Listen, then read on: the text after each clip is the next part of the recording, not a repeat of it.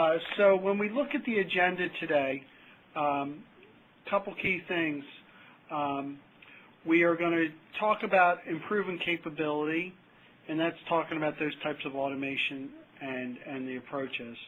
Talk about VeriCenter, any of the typical challenges that happen through this process, and certainly about the journey. When you're looking at automation, just say it's part of that process, and we'll talk through that. Then we're going to go through automation framework techniques and approaches so everyone's clear on that. Then some benefits and ROI, and certainly some examples and case studies and things that we've done in the past. And as Sue mentioned, some questions associated to that.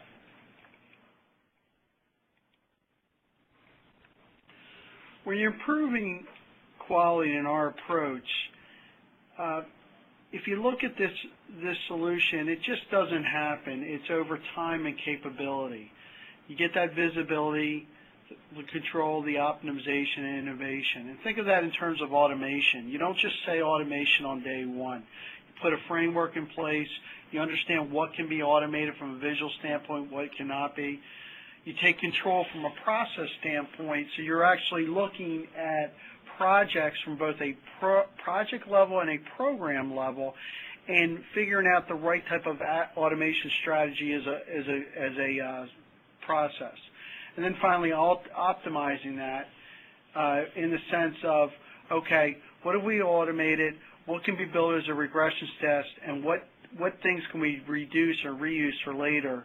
So making sure they work. And then innovate.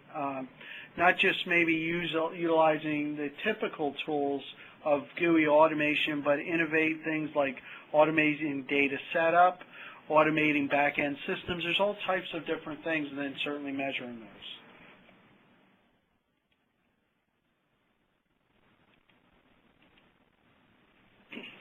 When we speak to you today, we're going to be using a lot of our experience from our VeriCenter practice through CAI, and it has three key components: process, people, and the right types of tools. And I'm going to focus on tools here for a moment. It's easy to talk about different types of test tools out there, and that's not the purpose of this discussion. It's about automation in general. What I want to be clear to everyone is there are different types of automation tools, everything from the most sophisticated tools on the market that are produced by major corporations to, frankly, open source tools. And it all depends on what your needs are. And understand we are being objective and not saying you need to utilize this tool or that tool. This is about tools in general from an automation approach.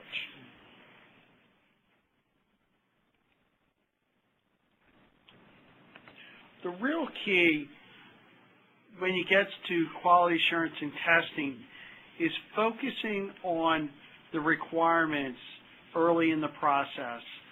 I'm sure everybody has been there where things get developed and delivered to testing and there's issues and such. Well, if you get early in the requirements phase, there's a couple key things that can happen. First of all, you can already start looking at, okay, what can be traced to the different types of test cases, but ultimately, what is the regression build that is needed for both automation and manual in conjunction?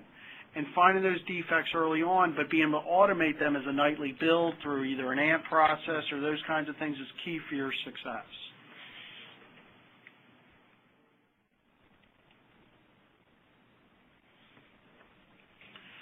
What we're trying to show you here is not only the cost and time associated to a good integrated test, but it does have an impact from a cost perspective.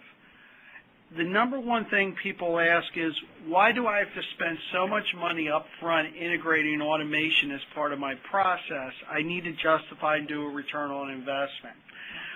We certainly recognize the upfront costs. We actually, in later slides, will show you a typical mathematical equation that we go through to justify the ROI and things like that.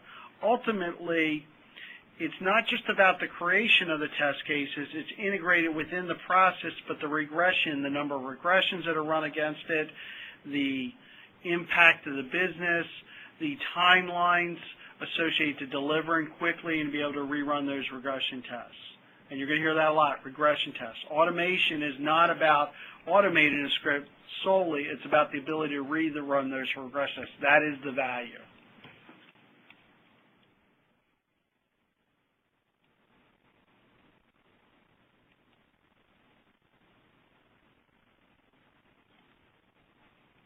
So the reason this next one is talking about that journey.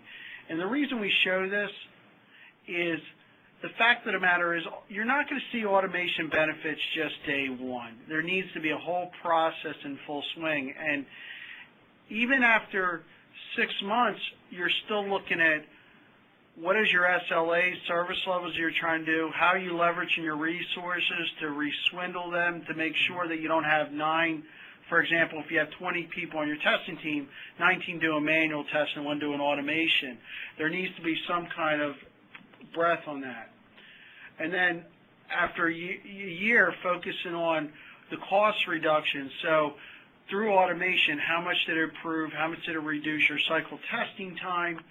And then looking at that continuous process improvement. We get in many situations that we've automated, then we've done what we call a due diligence or a learning process after that and said, you know, what could we do differently? And I'll tell you, one of the key things that is coming up is why didn't we think of a way to do data setup through an automation process? And that's just an example of a process improvement that we utilize in our world. So use all the different tools out there to your advantage. It's not just testing the GUIs, but setting up the data, resetting, those kinds of things.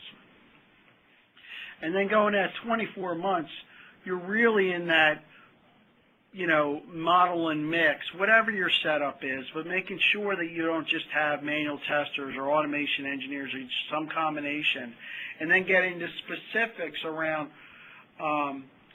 things like different types of testing. So we talked about automation and the verification process from a GUI front end. You may get into even automation scripts that focus on Microsoft standards that need to be measured and calculated and those kinds of things.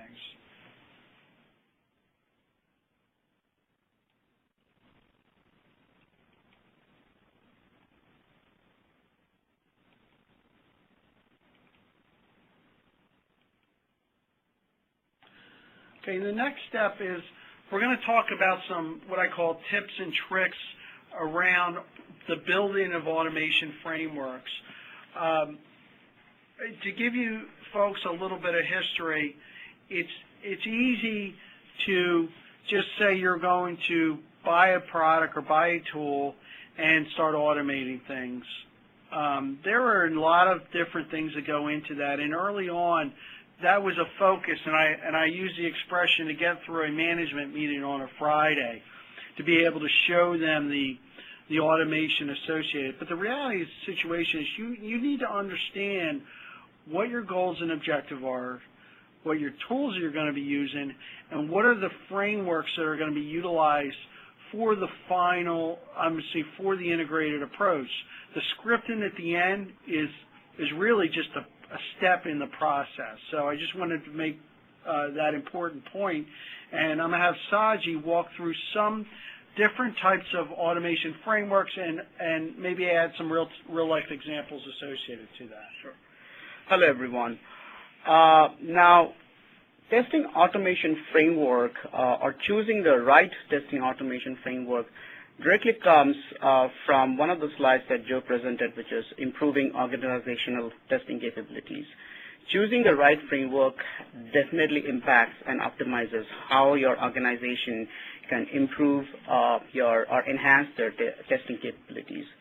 Now, automation framework is not